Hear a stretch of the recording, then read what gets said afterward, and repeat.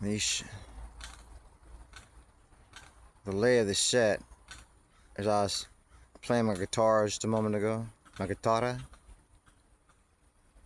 a moment ago, and these birds were having a fit. I had to stop because they're having such a fit. There was another one over this way. Just went down over that way before I started recording. So I was wondering what the fuck is going on. They're having a lover's quarrel. What is it? What is it? But they're sitting there acting like raptors off of Jurassic Park or something shit. All predatory or territorial and shit. Acting like birds of prey, like they're all big and bad. That shit, man, you ain't bad. And now it's quiet and I stopped playing guitar. I don't really know what it was all about. But they were facing each other like they was getting all calculating on what to do with my black ass out here.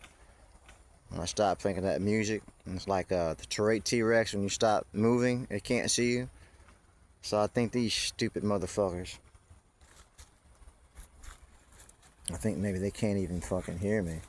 They can't locate me if they can't hear me play his guitar. But I ain't scared of them, so fuck them. I'm gonna start playing again, because I need a lot of practice. So it's kind of understandable, to tell you the truth, now that I think about it, why I really haven't gotten a lot of support down the years as a street artist. I'm gonna tell you why. Because while I play certain things well, that I've certain songs, like original songs and everything like that, there's much to be acquired yet in my skills, and there's much lacking from my standards and probably everyone else's standards as well. So I think that may have something to do with it. But I still hold this: if I was a chick, I'd be making fucking bank. Because what I do when I do it, sometimes, especially with harmonica and everything, the accompaniment, it's pretty good.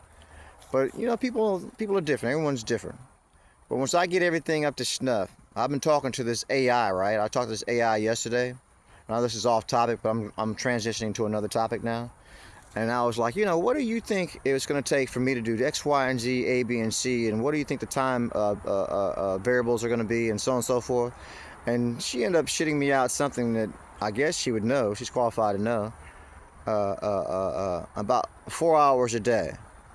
And told me what the regimen was going to be, and the protocol, and so on and so forth. And I told him I was actually musically inclined, you know, and that I'm 51 years of age. I put all that little pertinent information in there. He says, look, if you want to get to be like a elite level, about 5 or 10 years, depending on X, Y, and Z, A, B, and C. So I was like, all right, well, shit, that leaves me hopeful in the meantime.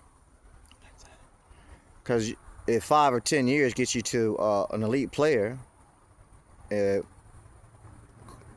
according to how you approach it and how much discipline you have and how focused you're and everything else. Because I'm looking at it like this: it doesn't take that long, really, necessarily, because you can always learn something else, is what I'm understanding. There's always something more you can learn. You never really get to the point where, amazingly enough, where you can't learn something else. I don't give a fuck if you're at maestro level. You can always learn something else. There's always another infinity of something that you can do with the guitar or with the instruments or music in general. But after you get to a certain point, you got the fundamentals, and you got the intermediate, and you got the advanced. Then you got the highly advanced. After that, there's only so many things that you really need, I guess. Like, you have so many chords that you need to know in order to say, well, these are just about every chord you're going to find in general in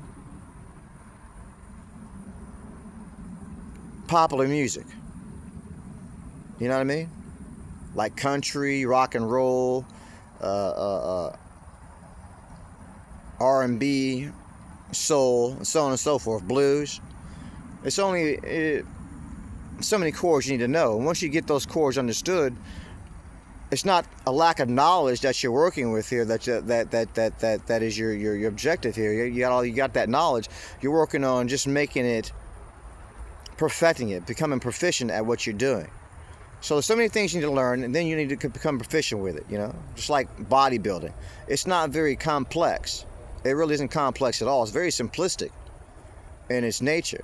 So once you learn how to do the exercises, and you do the exercises appropriately and accurately, you just got to go through these motions, these drills, on a consistent basis, over and over and over and over and over again, until you get the results that you're looking for, and tweak things along the way.